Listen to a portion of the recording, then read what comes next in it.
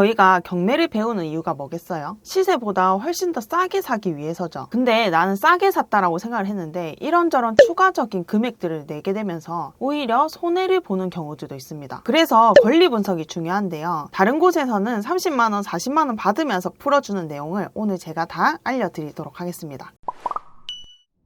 모든 경매 물건에는 꼭 법원에서 2장짜리 서류로 그 해당 물건에 대한 정보들을 다 넣어준 서류가 있거든요. 그거를 매각 물건 명세서라고 해요. 이 매각 물건 명세서에 모든 답이 다 적혀져 있다고 보시면 됩니다. 경매 투자를 하기 위해서는 법원 사이트에서 무료로 경매 물건을 볼 수 있는 방법이 있지만 그래도 잘 정리되어 있는 경매 유료 사이트를 이용하는 걸 더 추천드리긴 해요. 내가 혹시나 못 봤던 그런 것들을 경매 유료 사이트 자체에서 좀 주의해라 표시를 해주는 경우들이 있거든요. 그러면 그걸로 인해서 좀 위험도가 확 낮아질 수도 있고, 경매 법원 사이트에서는 그 정리되어 있는 폼들이 너무 보기 어렵게 되어 있거든요. 하나하나 다 클릭해서 봐야 되고 사진도 다 따로따로 되어 있어요. 그래서 이게 어떤 물건인지를 한눈에 좀 보기가 어렵거든요. 그래서 경매 유료 사이트를 사용해서 물건 검색을 하는 걸 좀 추천드릴게요. 제가 원래는 지지옥션을 사용했었는데 지금은 탱크옥션으로 옮겼거든요.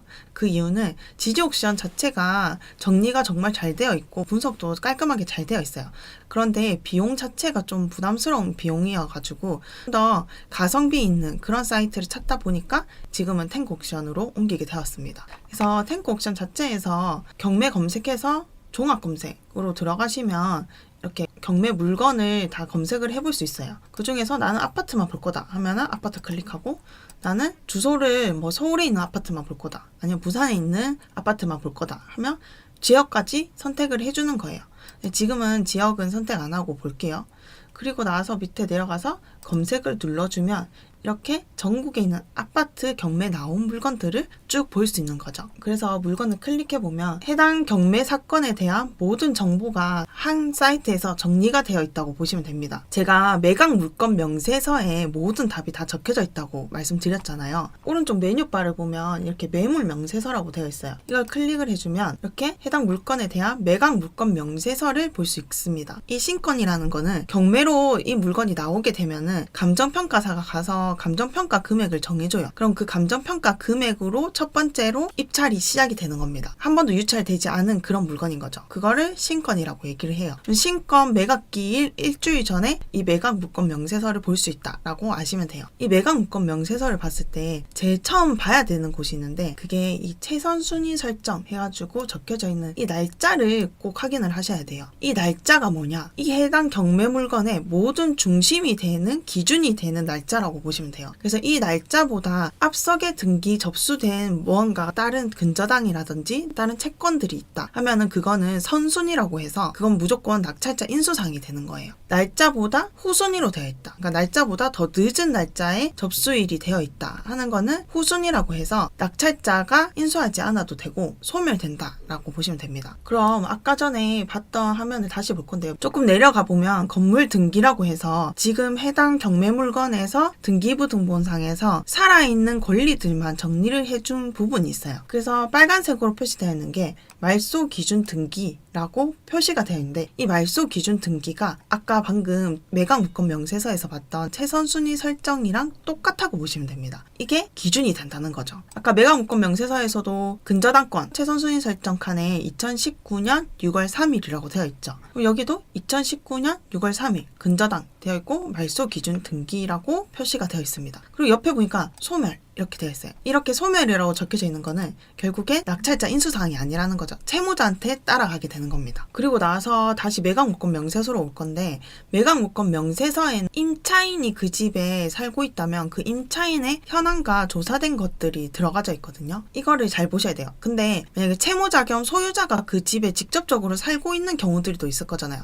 그런 경우에는 여기가 비어져 있겠죠. 임차인 현황 없음 이런 식으로 적혀져 있기 때문에 그 사람들이 살고 있구나 라고 분석을 하시면 됩니다. 그럼 임차인이 있는 경우에는 이 임차인이 낙찰자가 책임을 져야 되는 사람인지 아닌지를 구분을 해줘야 되거든요. 낙찰자가 책임을 져줘야 된다는 거는 임차인이 보증금을 다 돌려받지 못했다면 이 낙찰자가 그 못 돌려받은 그 금액만큼은 또 따로 줘야 된다는 거예요. 법적으로 그렇다는 거죠. 그런데 책임을 지지 않아도 된다 하는 거는 그 임차인이 보증금을 전액 다 배당을 못 받아 받아가더라도 낙찰자가 굳이 법적으로 돈을 다 물어줄 필요가 없다는 거죠. 아무도 보호를 해주지 않는다는 겁니다. 이걸 구분 짓는 말이 임차인의 대항력이 있다 없다라고 얘기를 하는데요. 이 대항력이 있을 경우에는 법적으로 보호를 받고 못 받은 보증금에 대해서도 낙찰자가 인수하게 된다는 거죠. 근데 대항력이 없다라는 거는 이 낙찰자가 인수하지 않아도 되고 대항력 없는 임차인이 보증금을 전액 다 못 받아가더라도 아무도 그 돈을 돌려줄 필요가 없다는 거죠. 그러면 이 임차인이 대항력이 있고 없고에 대해서 그 기준이 잡혀져 있는 게 있어야 되잖아요. 아까 제가 뭐라고 말씀드렸죠? 이 해당 물건의 모든 기준이 될 수 있다는 게 매각물건 명세서에서 최선순위 설정 이 칸에 적혀져 있는 이 날짜라고 했어요. 그럼 이 날짜랑 임차인의 어떤 거랑 같이 비교를 해서 대항력 그 있고 없고로 판단을 해야 되잖아요. 이 전입신고한 날짜 가지고 기준을 잡아야 되는데 보니까 2019년 6월 27일에 이 임차인이 전입신고를 했어요. 이 집에 대해서. 그러면 2019년 6월 3일 그리고 2019년 6월 27일 이 두 개 가지고 판단을 해야 된다는 거죠. 임차인이 대항력 발생하는 시점을 알아야 되는데 임차인이 대항력 발생하는 시점은 전입신고 다음날 오전 0시입니다. 그러면 여기에 있는 임차인의 대항력 발생하는 시점은 2019년 6월 28일 오전 0시가 되는 거죠. 대항력 발생한 시점이랑 최선순위 설정일 2019년 6월 3일이랑 비교를 해야 된다는 거예요. 그러면 2019년 6월 3일보다 임차인의 대항력 발생한 시점이 더 늦죠. 더 늦기 때문에 대항력이 없는 임차인이 되는 거예요. 그러면 임차인의 대항력 발생하는 시점이 최선순위 설정일보다 더 빠르다면 그러면 대항력 있는 임차인이 되는 거죠. 한 가지 예시를 더 볼게요. 이 물건은 부천에 있는 아파트였고 밑에 내려가 보니까 임차인이 있어요. 그리고 건물 등기 해가지고 말소 기준 등기 2023년 3월 31일 내에 접수된 근저당이 말소 기준 등기가 되겠죠. 그리고 이미 경매 개시 결정이 되어 있는 권리가 하나 있습니다. 소멸이라고 되어 있기 때문에 등기 자체에서는 낙찰자 인수사항이 없다라고 판단을 하시면 되고 그럼 제가 매각물건 명세서를 봐야 된다고 말씀드렸잖아요. 올라가서 오른쪽에 있는 매물 명세서를 클릭하고 매각물건 명세서를 보는 겁니다. 여기서도 볼게요. 최선순위 설정 이 칸을 제일 먼저 봐야 된다고 말씀드렸죠. 그래서 2023년 3월 31일 근저당권이 이 해당 물건의 모든 기준이 된다는 거죠. 그리고 나서 임차인이 있기 때문에 임차인의 전입신고일자를 보고 임차인의 대항력 발생하는 시점을 찾아야겠죠. 여기 보니까 전입신고일자가 2020년 4월 23일이에요. 그러면 이 임차인의 대항력 발생하는 시점이 2020년 4월 23일 오전 0시가 되겠죠. 그럼 이 임차인의 대항력 발생한 시점 2020년 4월 23일 오전 0시 최선순위 설정일 2023년 3월 31일 근저당권보다 더 앞서죠. 이 임차인은 대항력 있는 임차인이 되는 거죠. 그러면 이 임차인의 보증금이 1억 8,160만 원이거든요. 그러면 다른 채권자들 사이에서 이 임차인이 배당을 받아가게 될 건데 다 전액 다 받아가는 경우가 있고 못 받아가는 경우가 있을 건데 그 못 받아가는 금액에 대해서는 낙찰자가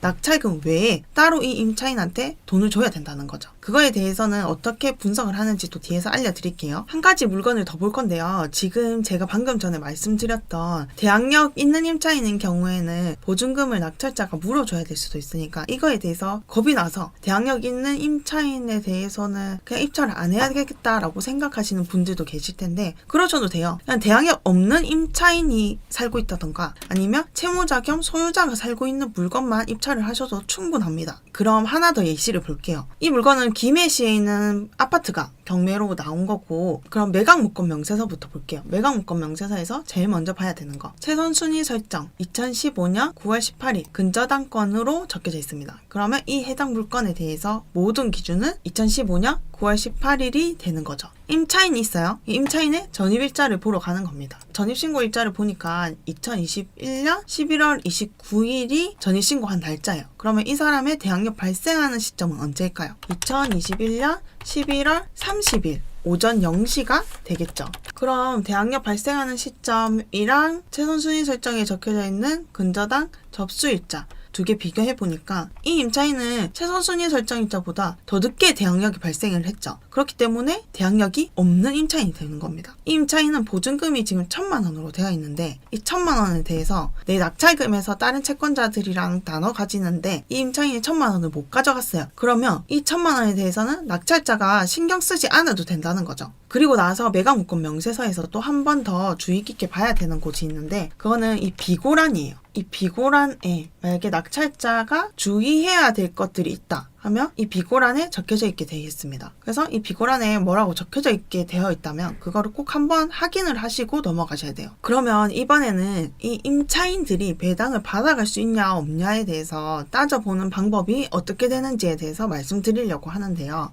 일단 이 임차인이 대항력이 있고 없고는 전입신고 가지고 확인을 했단 말이죠. 전입신고 다음날 오전 0시가 이 최선순위 설정일보다 빠르냐 느리냐에 따라서 대항력 있고 없고가 판단이 된다고 말씀드렸습니다. 그러면은 이번에는 배당을 받아갈 수 있냐 없냐에 대해서는 전입신고랑 확정일자랑 배당 요구 일자를 가지고 확인을 할 수 있어요. 그것들은 다 매각물권 명세서 여기 제일 오른쪽 칸에 3개가 뭉쳐져 있어요. 이걸 볼게요. 일단 배당 순서에 대해서 다른 채권들이랑 순서를 정해야 되는데 그것도 다 날짜로 정해진다고 보시면 됩니다. 그러면 이 임차인의 날짜를 구할 줄 알아야 되는데 대항력 발생하는 시점과 확정일자 둘 중 늦은 날이 기준이 돼요. 아까 이 임차인의 대항력 발생한 시점은 2021년 11월 30일 오전 0시였죠. 그리고 나서 확정일자를 보니까 2021년 12월 3일이 확정일자로 적혀져 있어요. 둘 중 늦은 날이 언제죠? 2021년 12월 3일 확정일자. 이게 지금 더 느리죠. 그러면 이 날짜가 이 임차인의 배당 순서의 기준이 된다는 거예요. 그리고 한 가지 더 체크해 보셔야 되는 게 이 임차인이 배당 요구를 언제 했는지를 체크해야 돼요. 이렇게 보니까 배당 요구한 날짜가 제일 오른쪽에 적혀져 있게 됩니다. 2023년 7월 31일 날 배당 요구를 신청을 했어요. 위에 보니까 배당 요구 종기 해서 날짜가 적혀져 있는데 이 날짜까지 배당 신청을 해라라고 법원에서 통지를 날라왔단 말이죠. 그럼 이 날짜 안에 임차인이 배당 신청을 해야 돼요. 만약에 이 날짜 지나서 배당 신청을 했다.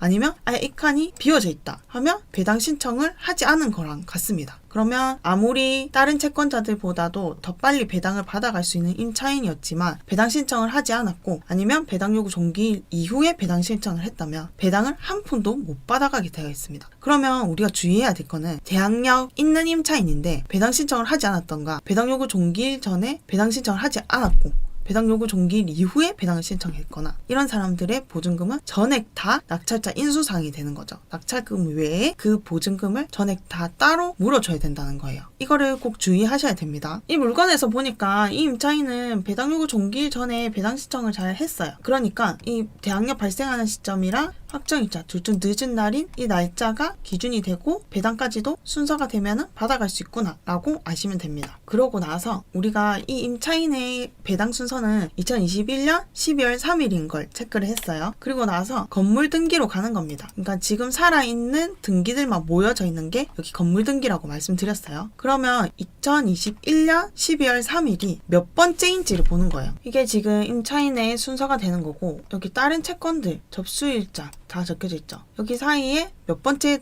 끼어 들어갈 건지를 보는 거죠. 보니까 2015년 9월 18일 이 근저당이 제일 먼저 잡혀져 있고 그 다음이 2022년 8월 29일 가압류예요. 그럼 여기 사이에 임차인이 배당을 받아갈 수 있다는 거예요. 첫 번째로는 근저당이 받아가게 되고 두 번째로 임차인이 받아가게 되는 거고 세 번째로 이렇게 가압류 쭉쭉쭉쭉 순서대로 받아가게 되어 있다는 겁니다. 그러면 볼게요. 이 임차인의 채권 최고 금액이 1억 1,844만 원에 등기가 되어 있단 말이죠. 근데 여기 근저당 설정한 사람이 임의 경매를 신청을 했어요. 청구 금액이 7,700만 원이래요. 그럼 여기서 처음에는 근저당권자가 1억 1,800만 원에 채권 최고액을 넣어놨는데 지금 이 물건이 경매로 넘어가고 나서 내가 배당을 받아가야 되는 그 금액은 여기 밑에 적혀져 있는 청구 금액이 된다는 거예요. 그러면 결국 제일 처음에 7,700만 원 정도의 금액이 제일 먼저 빠진다고 보시면 됩니다. 근데 이 물건을 내가 3억에 만약에 낙찰을 받았어요. 그리고 나서 제일 첫 번째로 이 3억에 대해서는 제일 첫 번째 근저당권자가 받아간다 한다 했죠. 7,700만 원이 제해져요. 그리고 나서 그 남은 금액이 있을 거잖아요. 자녀금이 있을 건데 그 자녀금이 이 임차인 보증금보다 훨씬 더 크면 이 임차인은 전액 다 배당을 받아가게 되겠죠. 그러면 대항력이 있더라도 낙찰자 인수사항이 안 되는 임차인이 될 수 있다는 겁니다. 다시 한 번 더 정리를 해드릴게요. 임차인의 대항력 발생하는 시점은 전입신고 다음날 오전 0시이고 그래서 그 대항력 발생한 시점이랑 매각무권 명세서에 적혀져 있는 최선순위 설정일 그 두 개랑 비교를 해서 최선순위 설정일자보다 앞서다 그러면 대항력 있는 임차인이고 늦다 하면은 대항력 없는 임차인이 되는 겁니다. 대항력 있는 임차인만 우리가 좀 신경을 쓰면 되겠죠. 그래서 그 대항력 있는 임차인의 배당을 다 받아갈 수 있는지를 확인할 수 있는 거는 전입신고일자, 확정일자, 배당 신청일자를 가지고 확인을 해야 된다고 했어요. 순서를 정할 수 있는 거는 대항력 발생하는 시점이랑 확정일자 둘 중 늦은 날이 기준이 되는 날짜고 그래서 그 날짜랑 다른 채권자들 사이에 이 임차인이 몇 번째로 배당을 받아갈 수 있는지를 확인을 하는 겁니다. 그리고 나서 배당 신청한 날짜는 배당 요구 종기 전에 배당을 신청했는지 확인을 하는 거죠. 그래서 배당 신청을 해야 되고 배당 요구 종기 전에 배당 신청을 했어야지 그 순서에 맞게끔 배당을 받아갈 수 있다는 거예요. 여기까지 이해가 잘 되셨으면은 잘 따라오고 계신 겁니다. 그러면 한 단계 더 들어가 볼게요. 여기 보니까 임차인 현황에 소액 임차인이라고 떠 있어요. 이 소액 임차인은 뭐냐면 우리 방금 전에 임차인이 순서에 맞게끔 배당을 받아간다고 했는데 이 소액 임차인은 그 순서 다 무시하고 제일 먼저 배당을 받아갈 수 있는 게 소액 임차인인 거예요. 이 소액 임차인이 되기 위해서는 몇 가지 조건들이 따라줘야 됩니다. 일단 소액 임차인이어야 돼요. 그러니까 보증금이 소액이어야 된다는 거죠. 그러면 이 소액이어야 된다는 거는 개개인마다 소액 기준이 다르겠죠. 그래서 나라 자체에서 정부에서 정해놓은 규격이 있어요. 그거를 보는 방법에 대해서 알려드릴 거고 일단 소액 임차인이어야 되고 두 번째는 배당 요구 종기 전에 배당 신청을 해야겠죠. 배당을 받아가기 위해서는. 그리고 세 번째는 이 물건이 경매로 진행된다 하면은 등기부 등본에 임의 경매 아니면 강제 경매 이렇게 적혀져 있거든요. 그 접수 일자가 있어요. 이 날짜 전에 전입신고를 해야 됩니다. 이 세 가지 요건 소액 임차인이어야 된다. 배당 요구 종기 전에 배당 신청을 해야 된다. 그리고 경매 개시 결정 기입 등기 전에 전입신고를 해야 된다. 인 겁니다. 이 세 가지 다 충족하는 임차인이면 제일 먼저 배당을 받아가게 되어 있다는 거예요. 근데 여기 보니까 소액 임차인이라고 되어 있죠. 그러면 이 임차인이 소액 임차인인지를 확인을 해야 되는 거예요. 이 임차인은 지금 보증금이 1,000만 원에 되어 있습니다. 소액 임차인인지 아닌지 확인할 수 있는 거는 여기 오른쪽 메뉴바를 보면 최우선 변제금이라고 있어요. 이걸 클릭해 줍니다. 그리고 지금 우리는 주택을 보고 있기 때문에 주택임대차보호법을 클릭해 주면 이렇게 표가 뜨거든요. 제일 첫 번째 칸 표를 보니까 기준 시점이라고 되어 있어요. 그리고 날짜들이 구분되어져 있습니다. 이 날짜는 사람들이 임차인의 전입신고한 날짜가 기준이 아니냐라고 헷갈려 많이 하시거든요. 근데 이 물건에 잡혀져 있는 근저당권 설정된 날짜가 기준이 되는 거예요. 가장 먼저 근저당 설정된 날짜. 그러면 아까 전에 이 물건은 말소 기준 등기가 근저당 설정이었어요. 그러니까 여기서 접수 등기에 되어 있는 다른 등기들을 쭉 보면서 이 근저당 잡혀져 있는 날짜가 기준이 된다는 거죠. 그럼 2015년 9월 18일이 최우선 변제, 그러니까 소액 임차인이 될 수 있는 그 기준에서 볼 수 있는 표에 해당이 된다는 거죠. 볼게요. 첫 번째 날짜에서 2015년 9월 18일을 찾아줍니다. 여기겠죠. 2015년 1월 1일에서 2016년 3월 30일 여기 사이에 들어가게 되어 있습니다. 그리고 나서 오른쪽을 보니까 지역을 나눠놨어요. 그럼 이 지역은 해당 물건지의 지역입니다. 아까 김해 아파트였거든요. 그러면 여기서 김해가 어디에 속하는지를 봐야 돼요. 서울특별시 아니죠. 감일억제권역 아닙니다. 그리고 강력시, 안산시, 용인시, 김포시, 강주시도 아니죠. 여기 그 밖의 지역에 포함이 되게 되어 있어요. 그러면 그 밖의 지역 오른쪽 칸으로 가야겠죠. 여기 4,500만 원 이하라고 적혀져 있고 1,500만 원이라고 두 개의 금액이 적혀져 있는데 첫 번째 금액이 뭔지 올라가 볼게요. 임차인의 보증금 범위. 그러니까 이 4,500만 원 이하의 보증금으로 계약을 한 사람이면은 소액 임차인이라는 거예요. 아까 1,000만 원이 보증금이었죠. 4,500보다 낮죠. 그러니까 이 사람은 소액 임차인이 되죠. 근데 그러면 이 옆에 있는 1,500만 원 뭐냐? 4,500만 원 이하면은 소액 임차인으로 쳐준다는 거예요. 그런데 옆에 있는 이 1,500만 원까지만 제일 먼저 배당받아갈 수 있게 해준다는 거예요. 그 나머지 금액에 대해서는 아까처럼 그냥 다른 채권자들 사이에 순서대로 배당을 받아가라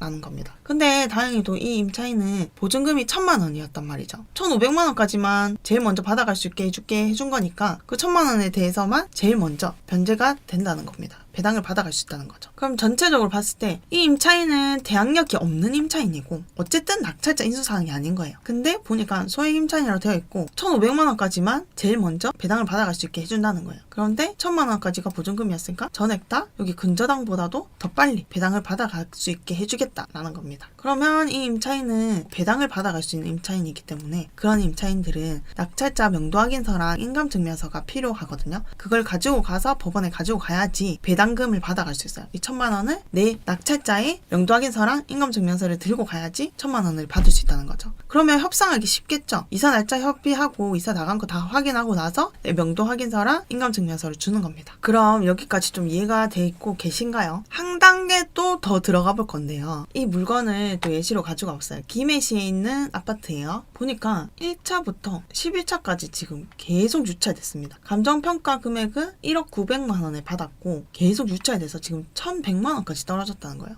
뭔가 좀 주의해야 될 게 있을 것 같아 보이죠? 왜 아무도 이거를 낙찰을 안 받아가는지에 대해서 볼 겁니다. 이 아파트를 지금 시세가 어떻게 되는지도 한번 봐야겠죠? 이 아파트의 지금 시세를 찾아보니까 지금 2024년 5월 8일에는 8,700만 원에 거래가 되었고 그 전에 5월 6일에는 7,900만 원, 그리고 4월 달에는 1억 200만 원 이런 식으로 지금 거래가 안 되는 것도 아니거든요. 지금 4월 달이랑 5월 달 최근에까지도 계속 거래가 되고 있는 아파트였습니다. 그러면 조금만 유찰되고 나서 수익 계산해서 입찰을 해볼 만한 아파트란 말이죠. 근데 원래 같으면 적어도 한 6,900 아니면 5,500 이 정도에는 누군가 낙찰을 받아가야 되는 건데 지금 1,100만 원이 될 때까지도 아무도 입찰을 안 하고 있다는 겁니다. 뭐가 문제인지 한번 같이 볼게요. 일단 매각문건 명세서부터 봐야겠죠. 매각문건 명세서에서는 최선순위 설정 2021년 7월 22일 압류, 이게 이 물건의 모든 기준이 되는 거죠. 그리고 임차인이 있기 때문에 전입신고일자를 봐야 돼요. 2018년 3월 15일, 그러니까 대항력 발생한 시점은 2018년 3월 16일 오전 0시가 되죠. 또 옆에 적어 놓을게요. 2018년 3월 16일 오전 0시. 이때가 그러면 이 임차인의 대항력 발생한 시점이 되고 최선 순위 설정 2021년 7월 22일보다 앞서죠. 대항력 있는 임차인이죠. 그리고 보증금이 8,500만 원이랍니다. 그러면 대항력 있는 임차인이기 때문에 배당을 받아갈 수 있냐 없냐를 따지러 가야 되겠죠. 그래서 배당을 받아갈 수 있는 시점, 대항력 발생한 시점이랑 확정일자 둘 중 늦은 날, 뭐가 더 늦죠? 대항력 발생한 시점이 더 늦죠. 2018년 3월 16일이 이게 지금 배당을 받아갈 수 있는 순서가 될 수 있다는 겁니다. 그리고 배당 요구 종기일이 2022년 9월 1일인데 배당 요구 일자가 없죠. 배당 신청을 하지 않은 겁니다. 그리고 제가 매각문건 명세서에서 비고란을 또 한 번 더 봐야 된다고 말씀드렸잖아요. 비고란을 보니까 이 임차인이 주택 임차권 등기권자래요. 임차권도 설정을 했던 거죠. 그래서 임차권 등기일을 2020년 5월 14일임. 그리고 나서 주택도시보증공사에 양도를 했고 주택도시보증공사가 지금 신청 채권자라는 거예요. 결국에는 임차인이 있고 그 임차인이 주택도시보증공사한테 양도를 한 거예요. 그러면 지금 여기 적혀져 있는 임차인이 아니라 주택도시보증공사라는 거죠. 그리고 여기서 아까 한 가지 더 팁이 배당 요구 종기 전에 배당 신청 안 했잖아요, 이 임차인이. 근데 이 임차인이 전세권이나 임차권을 설정을 한 사람이라면 배당 요구 종기 전에 배당 신청을 하지 않고 그 배당 요구 종기 전에 임차권이나 전세권을 설정을 했다면 이거는 배당 신청을 한 게 되는 겁니다. 그러면 이 임차인은 배당 요구, 여기는 비어있지만 임차권을 설정했기 때문에 배당 신청을 하게 된 거죠. 그럼 아까 우리가 살펴봤던 배당 순서, 대항력 발생한 시점이 배당 순서가 됐었죠. 그래서 2018년 3월 16일이 배당 순서가 되고 다른 채권자들 사이에 어떻게 들어가는지를 또 확인을 해보러 가야 되는 겁니다. 그리고 또 비고란 밑에 보니까 비고란이 두 개란 말이죠. 여기 비고란 보니까 대항력 있는 임차인이 있을 수 있음. 그래서 배당받지 못한 금액에 대해서는 매수인한테 인수될 수 있음. 본건에 대해서 아파트관리소 문의해본 바 공시 상태고 미납금액은 현재 한 230만 원 정도 된대요. 이 미납금액에 대해서도 일부는 낙찰자 인수사항이 되거든요. 그래서 이 금액도 체크를 해보셔야 됩니다. 그럼 건물 등기로 가봐야겠죠. 아까 임차인의 배당 순서는 2018년 3월 16일 이라 했어요. 다른 거 볼게요. 소유권 이전이 2015년 되어 있고 그 다음 임차권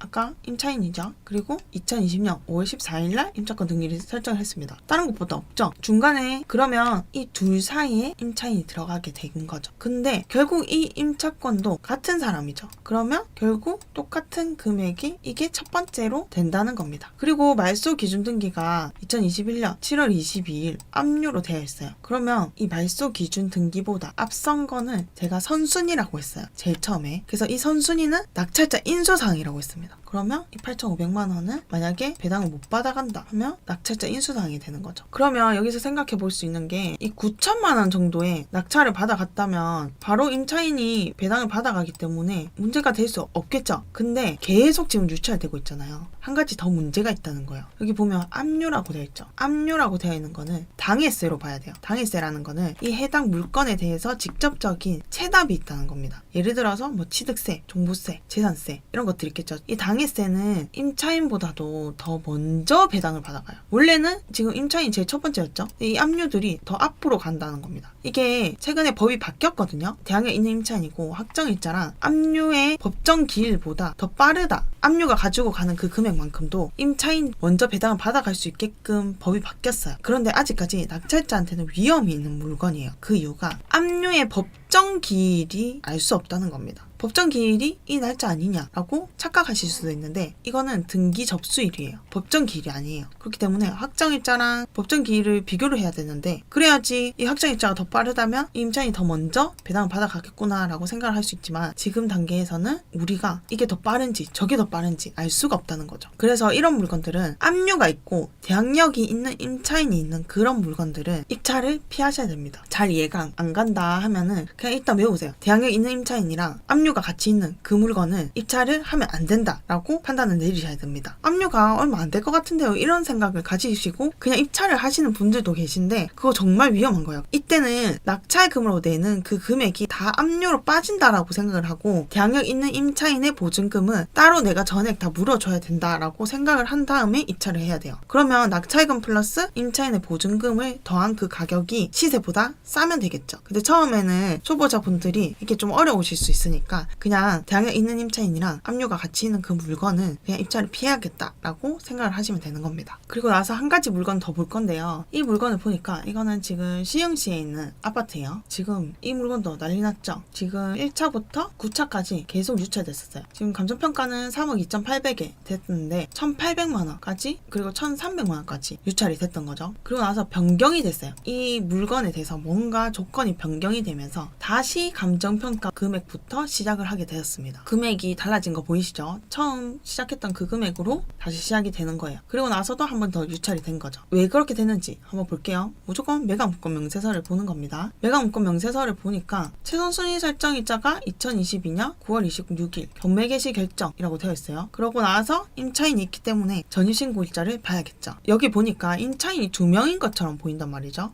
정땡땡이라고 되어 있고 주택도시보증공사 양도인 정땡땡 이렇게 되어 있어요. 결국 한 사람인 거예요. 이거는 정땡땡실인 사람이 주택도시보증공사에 보증금 보험을 들어놨다고 보시면 돼요. 그래서 결국에는 한 사람이다 라고 판단을 하시면 됩니다. 보증금도 똑같고 전입신고일자도 다 똑같죠. 한 사람이기 때문이에요. 그러면 최선순위 설정 이 칸이랑 전입신고일자 같이 봐야겠죠. 2020년 2월 25일이 전입신고한 날짜고 대항력 발생한 시점이 2020년 2월 26일 오전 0시죠. 최선순위 설정일자보다 더 빨라요. 그죠? 그렇기 때문에 대항력 있는 임차인이 되는 겁니다. 그리고 나서 확정일자 봐야겠죠? 확정일자랑 대항력 발생한 시점 둘 중 늦은 날이 언젠지 보니까 대항력 발생한 시점은 2020년 2월 26일 오전 0시고 확정일자는 2020년 2월 25일이에요. 늦은 날. 그러니까 대항력 발생한 시점 2020년 2월 26일이 이 임차인이 배당을 받아갈 수 있는 순서가 될 수 있다는 거죠. 그리고 나서 배당 요구 종기일 전에 배당 신청을 했는지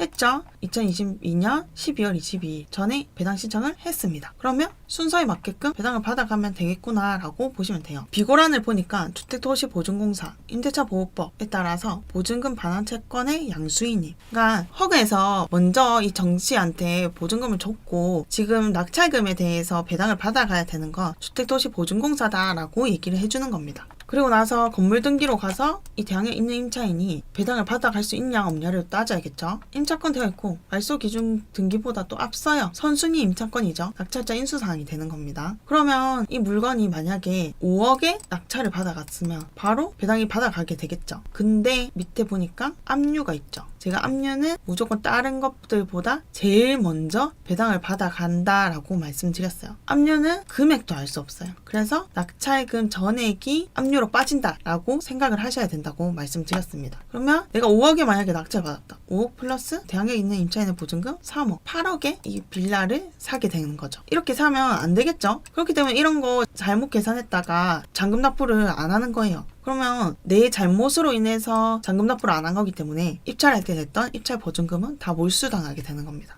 돌려받지 못하게 되는 거죠. 그런데 이 물건은 낙찰자 인수사항이 없게 돼버렸거든요. 방금 전에는 제가 낙찰자 인수사항이라 했어요. 왜 없게 됐는지 볼게요. 한 가지 팁을 드리면 지금 변경된 게 하나 있다 했어요. 변경되고 새로 시작을 다시 하게 됐습니다. 이것도 매각물권 명세서에서 다 볼 수 있어요. 아까 비고란 여기 위에 것까지만 봤거든요. 밑에 거 보니까 주택도시보증공사로부터 우선 변제권만 주장하고 대항력을 포기하겠다는 확약서가 제출됐대요. 이 우선 변제권이라는 게 임차인이 다른 채권들 사이에서 배당을 받아갈 수 있는 거를 우선 변제권이라고 얘기를 하는 거거든요. 그러니까 배당 받아갈 수 있는 순서에 맞게끔 배당 받아갈 수 있는 거는 내가 배당 받아가겠고 대항력은 포기하겠대요. 그러니까 내가 못 받아가는 보증금에 대해서는 낙찰자한테 물어달라고 얘기를 안 하겠다라고 확약서가 제출됐다는 겁니다. 그러면 원래는 내가 낙찰금 외에 임차인이 못 받아가는 보증금에 대해서 인수를 해야 됐던 건데 이 인수해야 되는 거를 포기를 하겠다는 거예요. 그러면 나는 낙찰금만 내면 되겠죠. 인수사항이 없어지게 된 겁니다. 이런 물건들이 요즘 정말 많아요. 이게 전세 사기로 인해서 나온 물건들로 그러니까 압류랑 대항력 있는 임차인이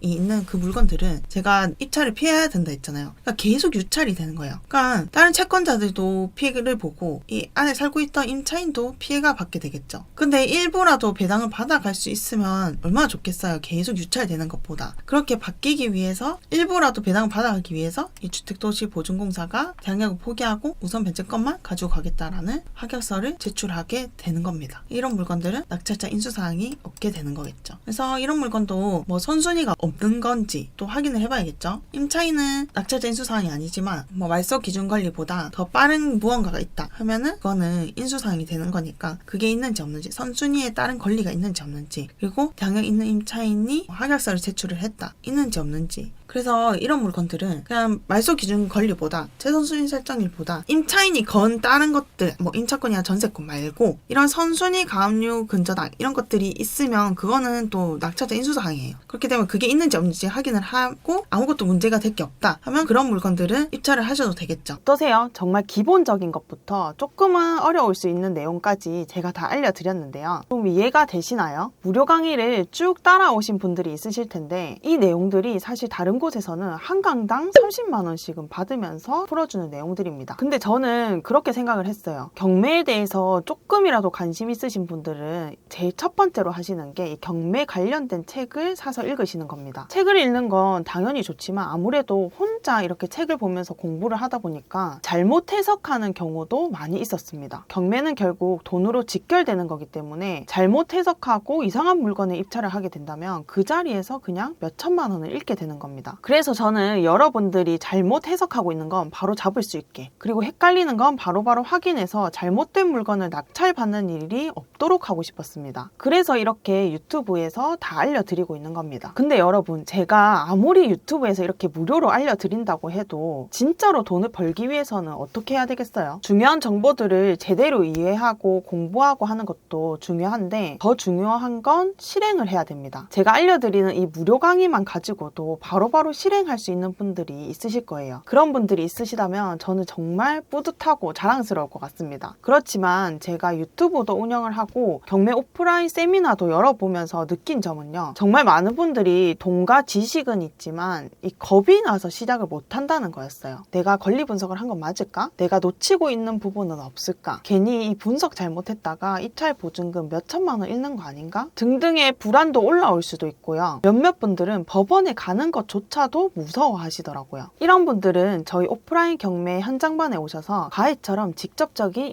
1:1 밀착 케어를 받아보세요. 저희 오프라인 경매가에는 대한민국 경매 분야 최초로 순수익 1,000만 원 될 때까지 평생 케어를 해드리고 있습니다. 오프라인에 법원에서 저와 직접 대면하면서 케어를 받을 수 있을 뿐만 아니라 입찰할 물건 1대1 케어를 저에게 직접 3번이나 받으실 수 있으십니다. 실제 투자를 한 번이라도 해보신 분들은 아실 텐데요. 실제로 낙찰받고 나면 끝나는 게 아닙니다. 오히려 낙찰받고 나면 이제 시작이 되는 거죠. 권리 분석만 할 줄 알면 되는 게 아닙니다. 입찰하기 전부터 나는 대출을 얼마나 받을 수 있는지 확인도 해야 되고, 낙찰받고 대출은 어떤 기준으로 받아야 되는지, 그리고 법무사 수수료는 또 적당한지, 또 명도를 해야 되는데 점유자에게 어떤 식으로 접근을 해야 누구보다 빠르게 명도를 진행을 할 수 있는지, 이렇게 생각지도 못한 상황들이 펼쳐지게 됩니다. 이러한 상황에서 경험자들의 조언을 받게 된다면 법무사들한테 100만 원 떼이는 일도 없겠죠. 명도를 스트레스 받지도 않고 든든한 마음으로 빠르게 진행을 할 수 있게 되실 겁니다. 뿐만 아니라 이 오프라인으로 진행되기 때문에 집에 돌아가셔서 복습하실 수 있도록 이 복습용 VOD는 평생 보실 수 있어요. 그리고 업데이트 된다면 계속 업데이트된 버전으로도 보실 수 있습니다. 결국 부동산 투자는 이 흐름을 올라타야 되는데, 계속 업데이트되는 VOD를 보시면서 지금 흐름은 어떻게 흘러가고 있는지, 나는 지금 어떤 전략을 세워야 되는지도 계획을 세워보실 수 있겠죠. 이 강의 커리큘럼에는 낙찰 확률을 높일 수 있는 입찰가 산정하는 방식과 숫자만 넣으면 입찰가를 딱 산정해주는 엑셀 툴도 받아가실 수 있어요. 정규 강의가 끝나면 저와 함께 이 경매 진행되고 있는 실제 물건에 같이 임장을 갈 거예요. 그래서 임장 가서 어떤 걸 확인해야 되는지도 알려드릴 거고요. 그리고 법원에 입찰을 하러 저랑 또 같이 가실 겁니다. 입찰하러 갔을 땐 추후에 내가 혼자 입찰하러 간다 하더라도 마지막으로 이걸 체크를 해야 되는 것들이 있어요. 이 체크를 만약에 빼먹게 된다면 정말 작은 실수지만 이 입찰가 보증금 2천만 원에서 3천만 원이 될 수 있는 이 큰 돈들을 한순간에 날릴 수가 있게 되는 겁니다. 그래서 그런 일들이 없어야 되기 때문에 저랑 직접 같이 법원에 가서 입찰하기 전에는 마지막으로 어떤 걸 확인해야 되는지도 다 체크를 해드리고 있어요. 이렇게 한 자리에서 2천만 원, 3천만 원을 날릴 수 있는 입찰가 작성하는 거에 대해서 누가 실수를 하냐라고 생각하시는 분들이 있으실 텐데, 저도 처음엔 그렇게 생각을 했거든요. 근데 이 법원에 입찰을 하러 가다 보면 정말 말도 안 되는 실수들을 눈앞에서 목격하시게 되실 거예요. 여러분들은